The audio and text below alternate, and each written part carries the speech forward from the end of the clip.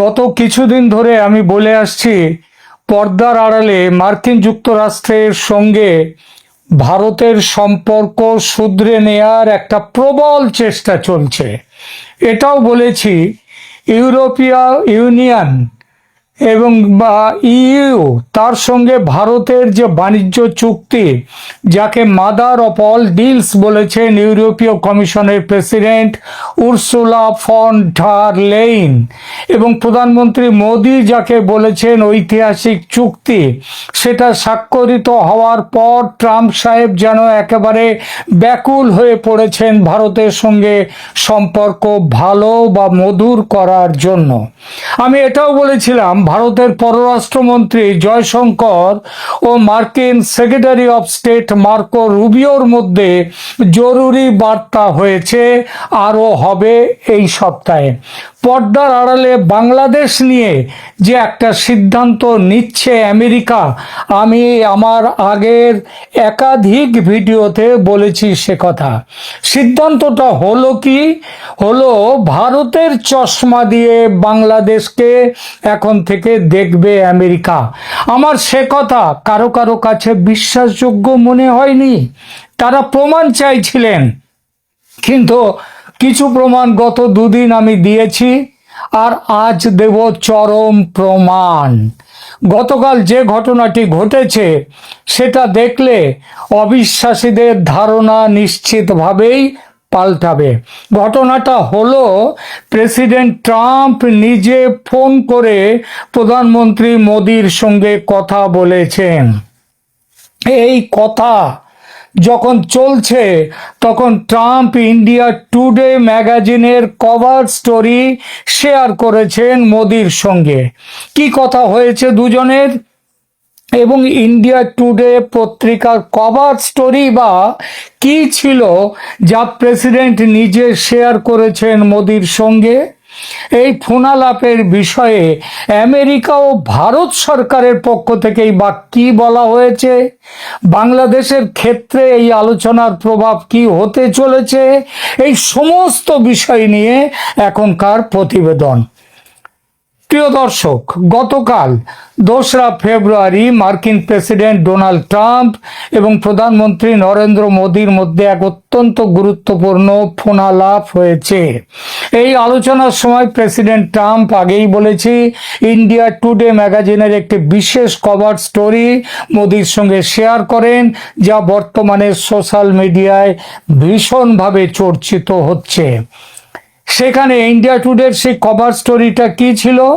President Trump প্রধানমন্ত্রী মোদির সঙ্গে যে কভার স্টোরিটা শেয়ার করেছেন সেটি ছিল ইন্ডিয়া টুডের news makers of the year 2025, মানে 2025 সালের সেরা সংবাদ ব্যক্তিত্ব, এই সংখ্যাটা। ম্যাগাজিনটার প্রচ্ছদে মোদি ও ট্রাম্পের ছবি ছিল, সেই সঙ্গে শিরোনাম ছিল Narendra Modi and Donald Trump, the mover and the shaker. মানে নরেন্দ্র মোদি মুভার এবং ট্রাম্প শেকার। কার কি রোল সেটা বুঝে নিন।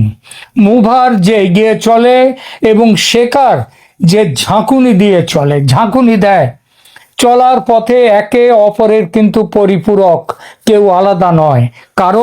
কারণ ধ্বংস ছাড়া সৃষ্টি হয় না, ঝাঁকুনি ছাড়া, ঝড় ছাড়া বৃষ্টি আসে না। এটা একটা চিরায়ত সত্য। কালবৈশাখীর কথা মনে করুন। এই স্টোরিতে ব্যাখ্যা করা হয়েছে কিভাবে এই দুই নেতা মিলে 2025 সালে বিশ্ব রাজনীতি এবং অর্থনীতির মোড় ঘুরিয়ে দিয়েছেন।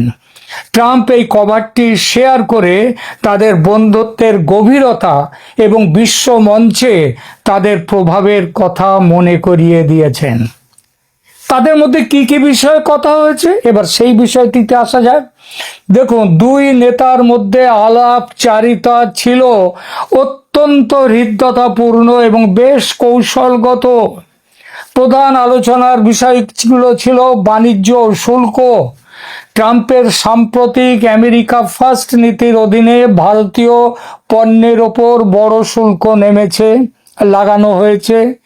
সেই শুল্কের হারে ভারতের পক্ষ থেকে প্রতিক্রিয়াও দেওয়া হয়েছে। কালকের আলোচনায় সেই শুল্ক কোন জায়গায় এসে দাঁড়াচ্ছে, একেবারে কতটা নিচে আসছে, সেই বিষয়ে ট্রাম্প একটা আভাস দিয়েছেন এবং বলেছেন সেটা। আমরা যতদূর জানতে পারছি যে ভারত আমেরিকার বাণিজ্য চুক্তি মোটামুটি সম্পূর্ণ। আমি এর আগের ভিডিওতেও একই কথা বলেছি, এবং সেই অনুযায়ী ভারতের যে শুল্ক লাগতে পারে সর্বোচ্চ, যেটা এখন 25+25=50 আছে, সেটা নেমে 15-তে চলে আসতে পারে, 15%-এ। ট্রাম্প ফেয়ার ট্রেড এবং ন্যায়সঙ্গত বাণিজ্যের ওপর জোর দিয়েছেন। এরপর এসছে জ্বালানি নিরাপত্তা, ওই রাশিয়া থেকে ভারতের তেল কেনা এবং ভেনেজুয়েলার সঙ্গে ভারতের নতুন তেলের চুক্তি, এসব নিয়েও কথা হয়েছে।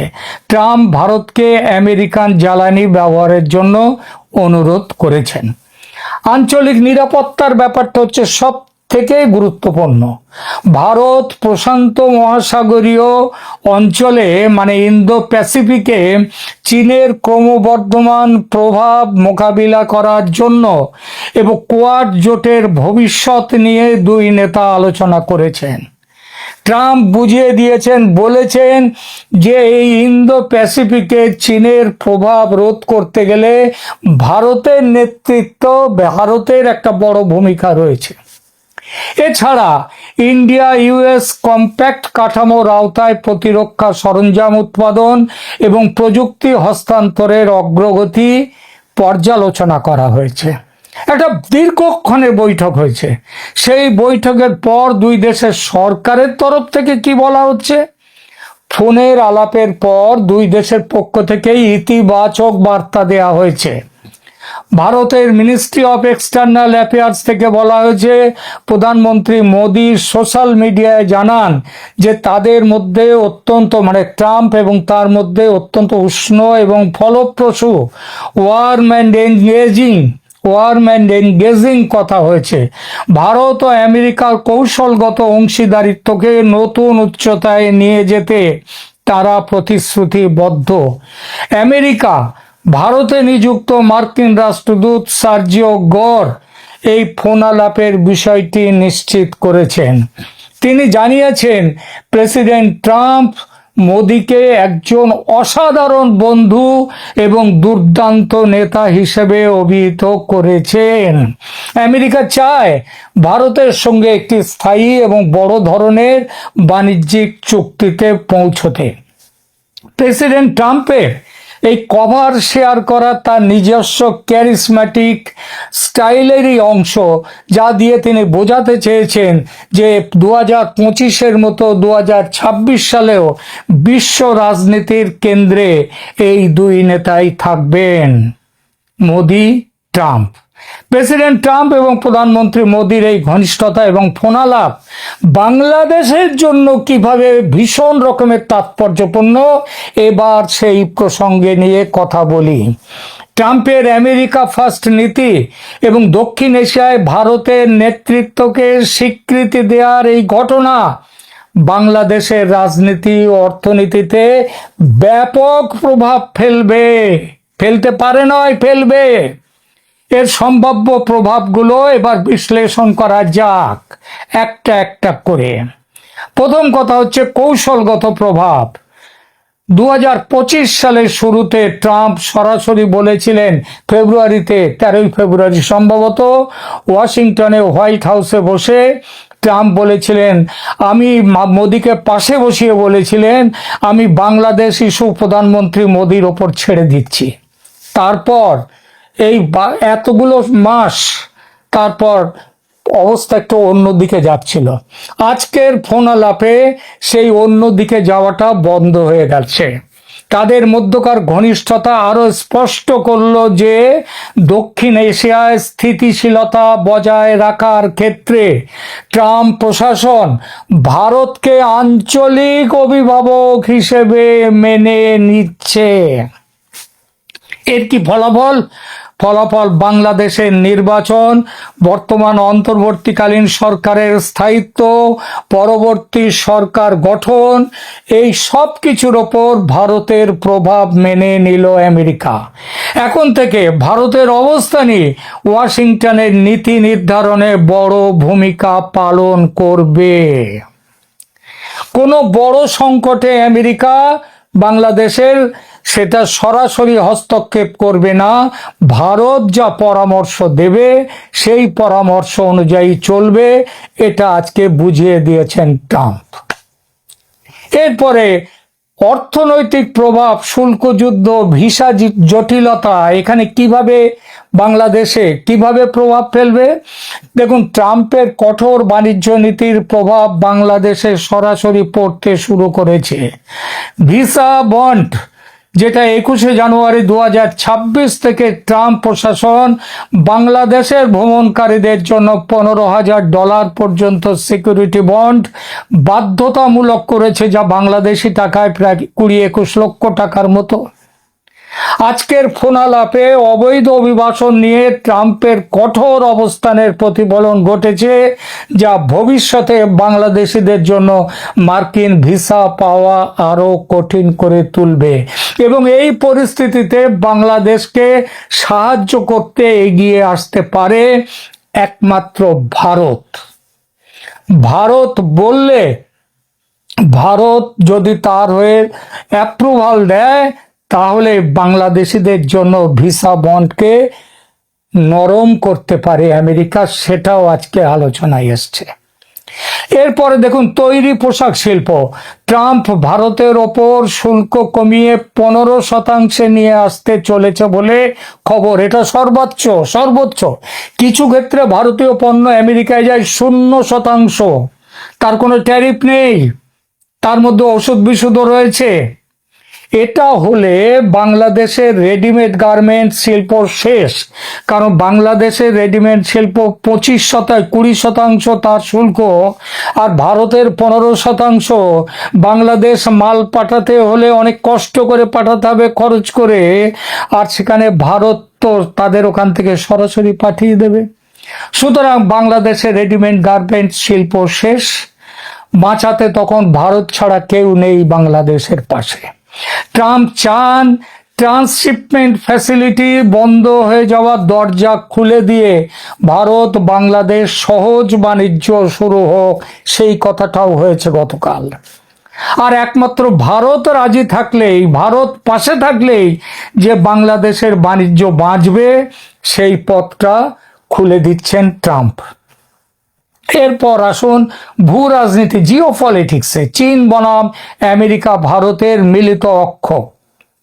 এখানে ট্রাম্প এবং মোদি উভয়ই চীনের ক্রমবর্ধমান প্রভাবের বিরুদ্ধে সোচ্চার হয়েছেন। বাংলাদেশের ওপর চীন এবং ভারত আমেরিকা অক্ষের মধ্যে ভারসাম্য বজায় রাখার চাপ আরো বাড়বে।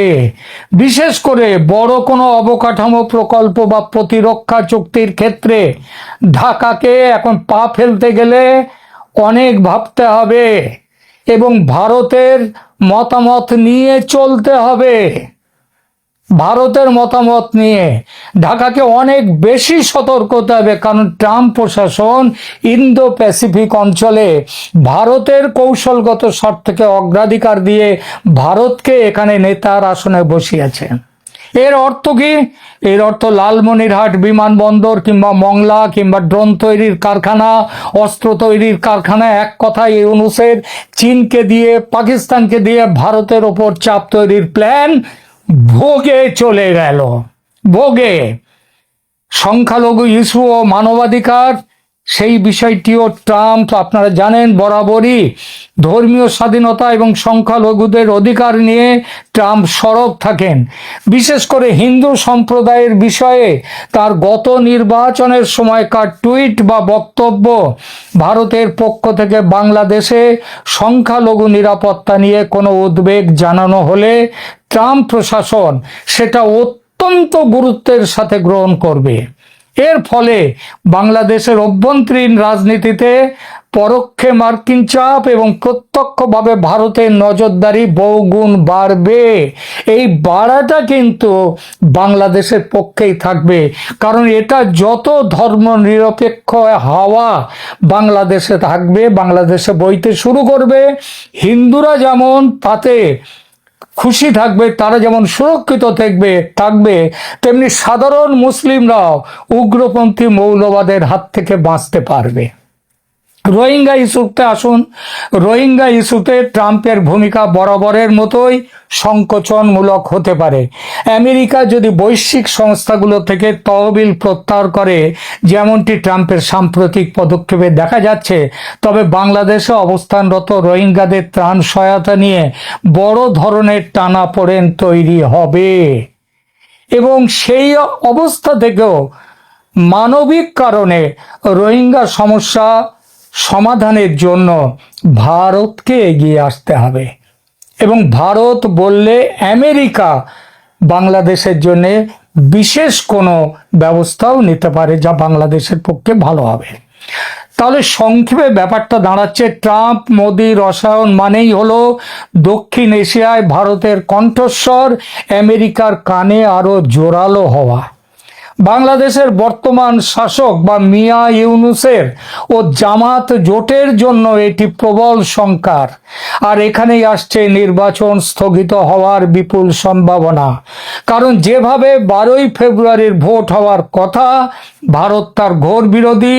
আর ভারত না চাইলে ভোট যে হবে না, এটা এখন লিখে দেয়া যায়। শেষ বিচারে 2রা ফেব্রুয়ারি ট্রাম্প মোদি ফোনালাপ সরাসরি এখনই বাংলাদেশের নির্বাচনী প্রক্রিয়া যে বদলে দিয়েছে, এমন তাৎক্ষণিক ঘোষণা কোনো তরফ থেকে নেই ঠিকই, কিন্তু যুক্তরাষ্ট্রের ট্রাম্পের প্রত্যাবর্তন, মোদির সঙ্গে তার ঘনিষ্ঠ ব্যক্তিগত সমন্বয় এবং সর্বশেষে গতকালকের বাংলাদেশের ব্যাপারে মোদিকে ফ্রি হ্যান্ড দেয়া, সব মিলিয়ে বাংলাদেশের নির্বাচন ও রাজনীতিতে অনেক গুরুত্বপূর্ণ রাজনৈতিক সিগন্যাল ও চাপের পুনর্বিন্যাস ঘটতে বাধ্য। আর এই জন্যই আমি বলেছি 12ই ফেব্রুয়ারি নির্বাচন হচ্ছে না। বাংলাদেশের ক্ষেত্রে কি ধরনের বদল আসতে পারে? ব্যক্তিগত কেমিস্ট্রি ও হিন্দু ভোট ফ্যাক্টর। ট্রাম্প আগেও ভারতীয়, আমেরিকান ও হিন্দু ভোট টার্গেট করে নিজেকে ইন্ডিয়া ও হিন্দু ফ্রেন্ডলি হিসেবে পজিশন করেছেন, কিন্তু যতটা না হিন্দু ফ্রেন্ডলি, তার থেকে বেশি ট্রাম্পের পজিশন এবং ভারতেরও পজিশন কাউকে তোয়াজ নয়, সবাইকে সমান চোখে দেখা। 2019-এ হাউডি মোদি, 2024 সালে বাংলাদেশের হিন্দুদের ওপর সহিংসতার নিন্দা করে বিবৃতি, এগুলো সবই ট্রাম্পকে হিন্দুদের রক্ষক হিসেবে ইমেজ দিয়েছে।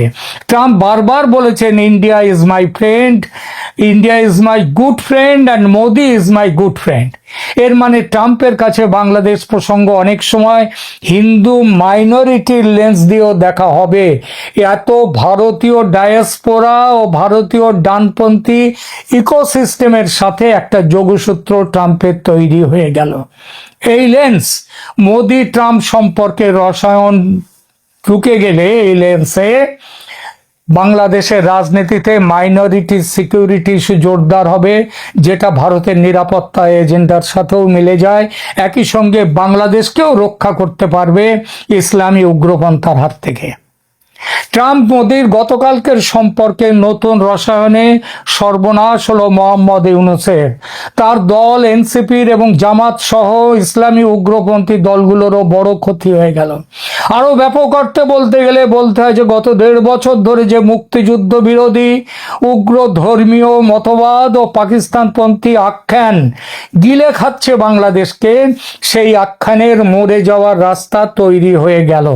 বাংলাদেশ আবার বঙ্গ বঙ্গবন্ধুর বাংলাদেশ, ধর্মনিরপেক্ষ বাংলাদেশ, বাঙালি ঐতিহ্য সংস্কৃতি জাতীয়তাবাদের ধারণভূমির বাংলাদেশ, সেই বাংলাদেশ হওয়ার পথে যাত্রা শুরু করলো। প্রিয় দর্শক, শ্রোতা বন্ধুরা, এতদিন ধরে যা বলে এসেছি তা যে কোনো জল্পনা থেকে বলিনি, সেটা কি এবার বুঝতে পারলেন? এবার শেষের কথাটাও শুনে নিন। এই কথাটিও খুব জোর দিয়ে আমি প্রথম বলেছি, আপনারা হয়তো মনে করতে পারবেন। কথাটা হলো খুব শিগগির, হয়তো এই মাসে ফেব্রুয়ারিতেই কিংবা খুব বেশি হলে এর শেষ দিকে বা মার্চের গোড়াতেই প্রধানমন্ত্রী শেখ হাসিনা দেশে ফিরছেন। কারণ ইউনূসের ওই একটা বাংলা ছবি আছে, বাংলা ছবিটা ছিল ওর নাম ছিল অমানুষ।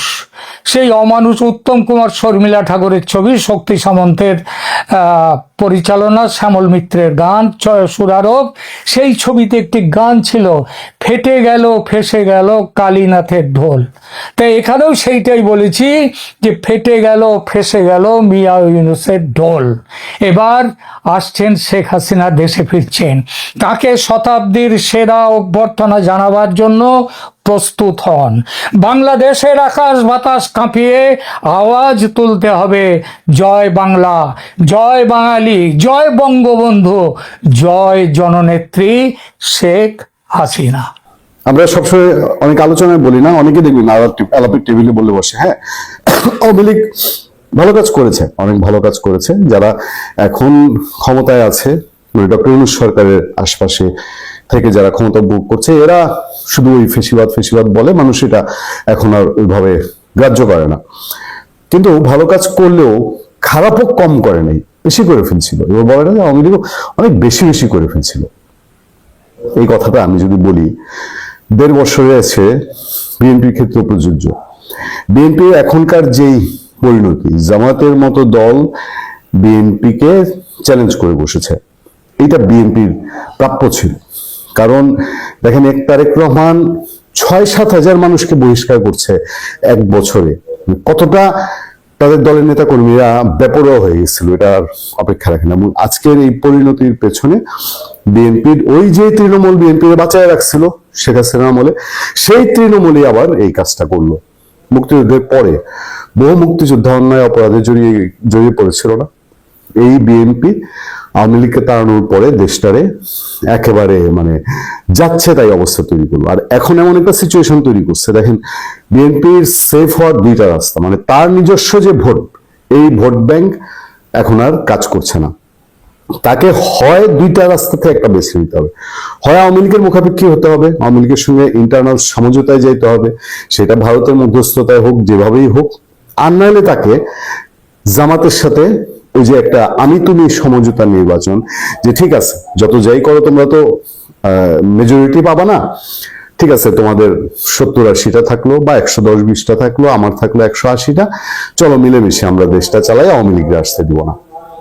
আর না হলে তাকে জামাত যদি কট্টর অবস্থানে থাকে, জামাত 151 তুলবেই, যে কোনো পন্থাই হোক।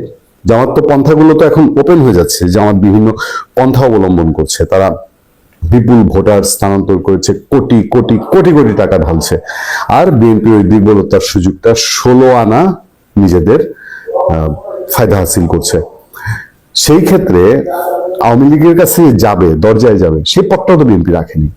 কারণ এত বেশি স্টিম রোলার 1.5 বছরে আওয়ামী লীগের উপরে চালাইছে, যে শুধু হামলা করছে গিয়ে জেলে দিছে তা তো না। প্রতিটা প্রতিষ্ঠান, তারা বিএনপিরা জানে যে কে কোথাকার কোন জায়গার নেতা, সে খুঁজে খুঁজে ওই মানুষগুলাকে ধরছে, কারো কাছ থেকে বিপুল অঙ্কের বিনিময়ে সমঝোতা তৈরি করছে।